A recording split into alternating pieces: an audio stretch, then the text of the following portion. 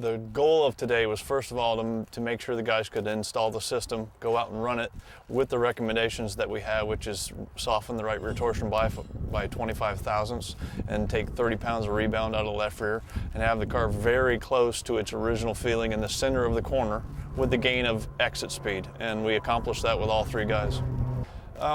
Understanding, first of all, that we have three different driving styles, and that was part of the choice of the guys that came down here. We've got Jerry that's extremely smooth. We got Damien who attacks the corner, and Hunter that's kind of down the middle of the two styles. And their feedback was across the board that didn't really hurt them in any way, shape, or form from entry to the center, but it drove off stronger. And that's the purpose of the whole system, is to give it more left rear drive on exit. To make it very simple and understandable, the race car has two actions. One is compression and the other is roll. If we have a torsion bar on the right rear corner doing both jobs, it's actually stiffer than it needs to be for compression. So we're isolating those two motions. We're going to have the torsion bars control compression. We're going to have the Dri-Bar control roll. And by doing that, we can run a softer torsion bar in the right rear. We end up with more reverse split in the car for more left rear drive. And the Dri-Bar controls the roll of the car. So you say, well, if we're trying to match what we had before, what's really the gain? Well, the biggest gain of the whole package is from the start of a feature with a full load of fuel, the best tires we're going to have all night, and the most moisture the track's going to have. We have a lot of weight transfer. There's forces applied. Well, the Dri-Bar can control those forces, and as the track goes away, as the tires go away, the fuel load goes away, we have less weight applying the load, so we need a spring rate change to go with it. From the cockpit, the driver can adjust that spring rate, move the handle forward and soften it, and keep the balance throughout the whole run. That's the biggest thing that I've been working at, because I understand my concern before wasn't about selling components. It was about building the fastest race car. So what I've tried to build into this whole system, something that was extremely simple to install, extremely simple to maintain, and to work with at the racetrack. We designed a spring rate that exactly matches softening 25 thousandths on the right rear torsion bar and taking 30 pounds of rebound out of the left rear shock. So a guy buys the system, he bolts it on the car, hooks it up, changes the right rear torsion bar, adjusts the left rear shock, and goes out. Instantly, he's got matching entry and center of the corner grip and feel with more drive off. That's the biggest thing that I think we're trying to make as part of the package right now. The more that we can assist our customers to have a better performance, the more we're going to sell more products. So we're all into helping everybody do the best they can with it all right now. We really liked it. Hunter Schoenberg drives my car. We come down here to Paragon, hot sunny day, hooked it up, ran a few laps, came in, unhooked it, went back out, ran a few laps with it back off, and actually when we hooked the Dri-Bar back up, we gained about 4/10. So we was pretty impressed with it, really. From what we've seen on the clock today, with it on, off, we almost had a half a second to 3/4 of a second. 4/10 is huge. When you stack, a lot of times you'll have 30 cars within 4/10. So if you're 4/10, that's huge. Yeah, I wish I did have it this year. You know, I struggled a lot this year, and you know, came out of this year without any feature wins, and for the most part, it was a big learning year for me, because I had to learn a lot of things about wrenching a car on my own, and I think having a Dri-Bar would have been a big advantage to some of those nights where I struggled when the track was a little bit slicker.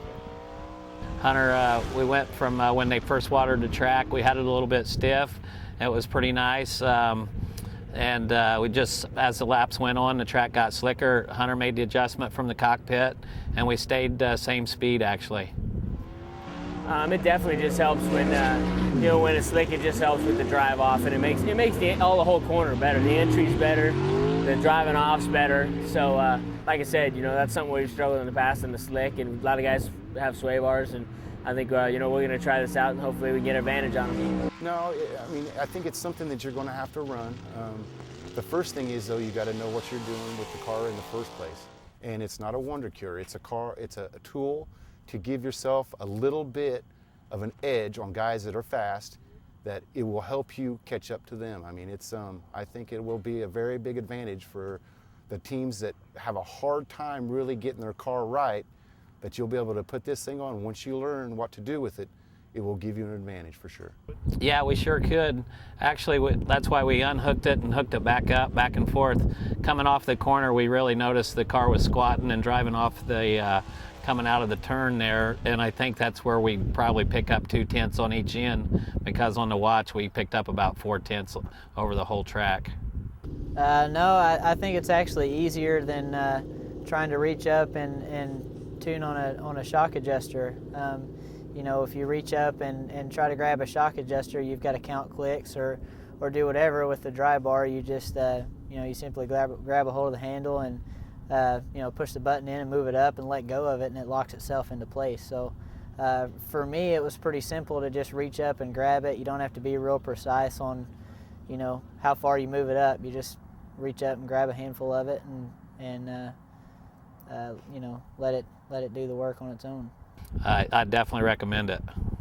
You just feel the car grab a hold of the racetrack a little bit harder on exit. I mean, and it's something that when you move the roll bar up, it allows it to roll a little bit easier.